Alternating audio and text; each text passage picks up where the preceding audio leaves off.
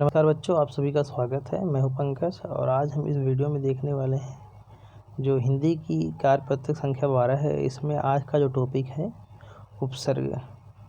उपसर्ग आपके पेपर में आता है 2 से 4 नंबर, 2 नंबर का लगभग है। बहुत ही इजी होता है और आप यदि थोड़ी सी ट्रिक लगाएं तो आप उपसर्ग वाले क्वेश्चन को आराम से सॉल्व कर सकते हैं। और ये बड़ा ही इम्पोर्टेंट टॉपिक है। जब आप आगे जाते हैं तो वहाँ भी कोई कंपटीशन एग्ज़ाम देना है तो वहाँ पर भी ये चीज़ें, छोटी छोटी व्याकरण की जो चीज़ें होती हैं उनमें यह भी शामिल होता है।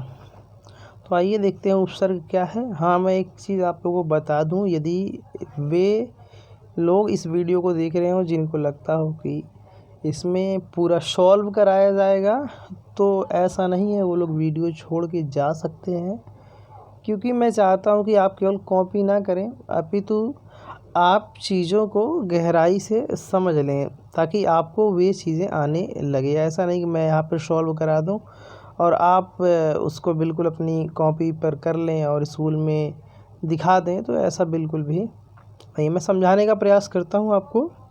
चलिए शुरू करते हैं वीडियो। तो यहाँ पर देखिए, पहला जो लिखा हुआ है कि उपसर्ग के बारे में, ये हम बातचीत को कभी कभी एक ही शब्द का कई बार प्रयोग करते हैं आए हैं। जब हम बातचीत करते हैं ना, कभी तो कुछ शब्दों में जोड़ घटाकर नया शब्द बना लेते हैं। यानी कोई शब्द है तो उसके आगे पीछे हम कुछ लगा करके एक नया शब्द निर्माण कर लेते हैं। यह कार्य कोई विद्वान ही नहीं, सामान्य व्यक्ति भी कर सकता है। शब्द निर्माण का यह कार्य जाने अनजाने में होता रहता है। सजग रूप से यह कार्य व्याकरण में उपसर्ग, प्रत्यय, संधि, समास आदि द्वारा किया जाता है। यानी जो यह शब्द निर्माण की प्रक्रिया है उसमें उपसर्ग का प्रयोग होता है। अगर व्याकरण की नज़र से देखें, प्रत्यय का होता है, संधि का होता है और समास का होता है। और इससे हमारी भाषा मजबूत होती है। यानी भाषा मजबूत कैसे होगी? जब उसमें शब्द होंगे ना, तो नए नए जब जितने अधिक शब्द होंगे वह भाषा उतनी ही अधिक मजबूत होगी। आइए समझते हैं उपसर्ग क्या है। तो आइए उपसर्ग के बारे में जानते हैं क्या है। यहाँ पर नंबर 2 में बता रखा है उपसर्ग क्या है। उपसर्ग 2 शब्दों उप और सर्ग के मेल से बना हुआ है। ठीक है, आप यहाँ पर देख रहे होंगे। उपसर्ग थोड़ा सा बड़ा कर देता हूँ। यहाँ पर उपसर्ग 2 शब्दों से उप प्लस सर्ग से के मेल से बनता है। अब आपको यहाँ जानना है कि इन दोनों का अर्थ क्या है। उप का अर्थ समीप है। क्या है? समीप है। सर्ग का अर्थ है सृष्टि या फिर बनाना, निर्माण करना, जिससे इसका अर्थ है पास में बैठाकर दूसरा नया अर्थ वाला शब्द बनाना। यानी पास में बैठा करके कोई चीज़ पास में शब्द के ला करके एक नया शब्द बनाना है। तो यहाँ पर एग्जाम्पल दिया हुआ है, हार के पहले प्र उपसर्ग लगा दिया गया तो एक नया शब्द प्रहार बन गया, जिसका नया अर्थ हुआ मारना। आप यहाँ देख सकते हैं, यहाँ पे इन्होंने इमेज के माध्यम से बताया। ये हार शब्द है, हार जिसे लोग पहनते हैं वो हार है ना। देखिए आगे बिल्कुल क्या लगाया है, उपसर्ग। कौन सा? प्र। देखो इस जब प्र है उपसर्ग लगा तो प्र लगने के बाद इस हार के अर्थ में बिल्कुल ही परिवर्तन आ गया। जहाँ ये पहनने के अर्थ में पहले प्रयोग था, लेकिन प्र लगने से एक नए शब्द का निर्माण हो गया और जिसका अर्थ हो गया मारना, है ना। अब वो हार से कहीं कोसों दूर अर्थ है इसका, जमीन आसमान का अर्थ है, अंतर है। तो आपने यहाँ पर देखा क्या, उपसर्ग लगते ही जो मूल शब्द था उसका अर्थ बिल्कुल बदल गया। यहाँ पर एक बात मैंने कहा कि मूल शब्द क्या है, तो मूल शब्द यानी जो पहले ओरिजिनल शब्द जो था वो ये हार है ना, ये शब्द था हार, और प्र लगा तो अर्थ बिल्कुल बदल गया ना। यहाँ पर प्र उपसर्ग है और मूल शब्द क्या है, हार है। ठीक है, तो आप यहाँ बातें याद रखनी है। जो उपसर्ग होता है वो शब्दों के पूर्व लगता है, यानी शब्दों के आगे लगता है।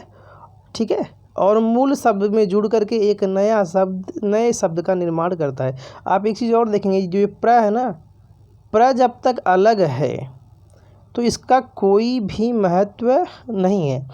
आप ये देखेंगे कि आप उपसर्गों का प्रयोग अपनी भाषा में स्वतंत्र रूप से नहीं करते हैं। जब भी किसी उपसर्ग का प्रयोग करेंगे आप तो किसी न किसी शब्द के साथ ही प्रयोग होगा। यानी उपसर्ग का अकेले कोई महत्व नहीं है, लेकिन जब शब्दों के साथ आता है तो उसका महत्व बढ़ जाता है।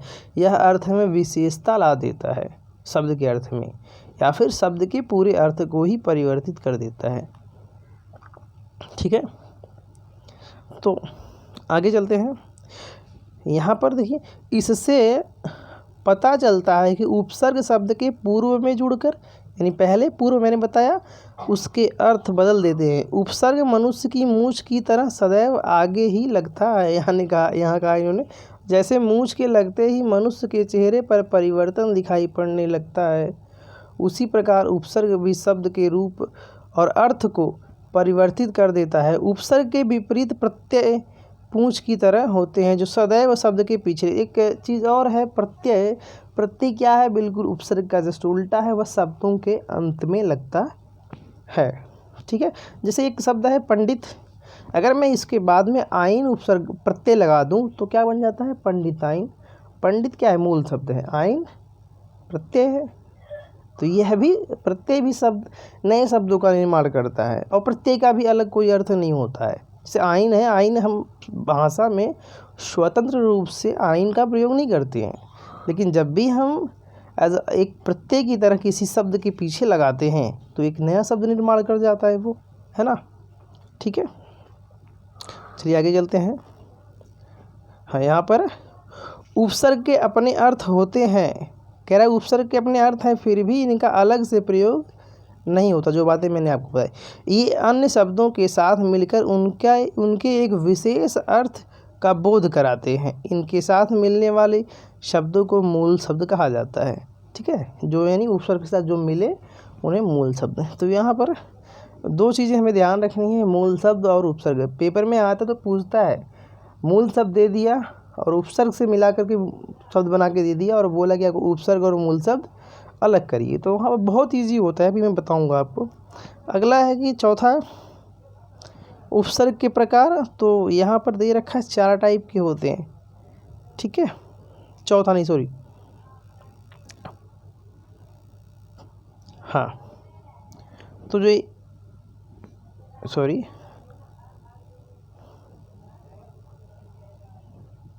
यहाँ पर हिंदी जो हमारी भाषा प्रयोग होती है उसमें 5 तरह के उपसर्ग वाले शब्दों का प्रयोग होता है। एक संस्कृत के उपसर्ग हैं, ये जो 22 हैं, देख रहे हैं आप, आ, अति, अधि, अनु, अप, अपि, अभि, अव, उत, उद, उप, दुस, दुर, नि, निस, निर, प्र, प्रति, परा, परि, परि, वि, सम, सु, ये संस्कृत के हैं। और बाकी हिंदी के ये देखिए 10 आपको याद कर लेना है। ठीक है, 22 उपसर्ग क्या है संस्कृत के, 10 क्या है हिंदी के हैं।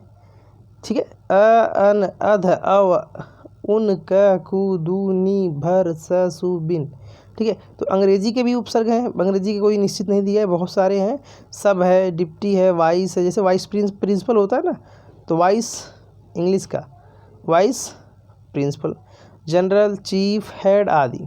ठीक है, यहाँ पर उर्दू के देखिए 12 हैं, कम, खुश, गैर, दर, ना, बे, ला, बद, बर, सर, हम, हर। ठीक है, तो यहाँ पर ये बात होती है, तो एक 2 और ये 3, ये 4, और एक संस्कृत जो हमारी भाषा की, हिंदी भाषा की जननी है, तो आप बिल्कुल भाई उसके वहाँ से संस्कृत से बहुत सारे शब्द भी आए हैं, तो जाहिर सी बात है उनके उपसर्ग भी होंगे बहुत से। तो यहाँ पर ये हो तो गया। ठीक है, ठीक है,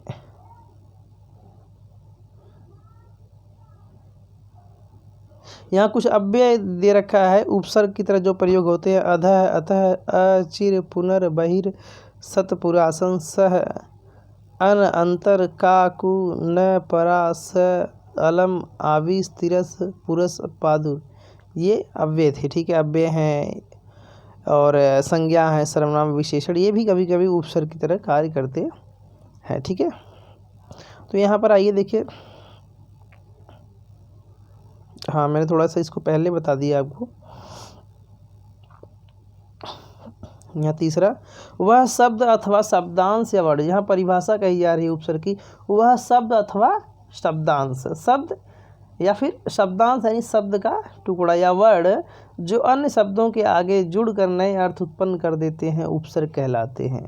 ठीक है, यहाँ पर उपसर्ग की कुछ विशेषता दे रखी है। कहता है क्या, उपसर्ग कोई शब्द या शब्दांश और अव्यय है, ठीक है, बात सही है, जो सदा अन्य शब्दों के आगे जुड़ता है। तो उपसर्ग हमने एक चीज़ देखा कि यह शब्दों के पहले जुड़ता है, इसका स्वतंत्र प्रयोग नहीं होता है। यदि आप चाहो कि हम इन उपसर्गों का प्रयोग स्वतंत्र रूप से अपनी भाषा में कर लें तो बहुत ही मुश्किल। जैसे मैं आपसे कहूँ कि आप प्र उपसर्ग लगा करके कोई वाक्य बनाइए, केवल प्र बोलना, प्रेस को ले लीजिए और वाक्य बनाइए, तो क्या बना, कुछ नहीं बना सकते ना।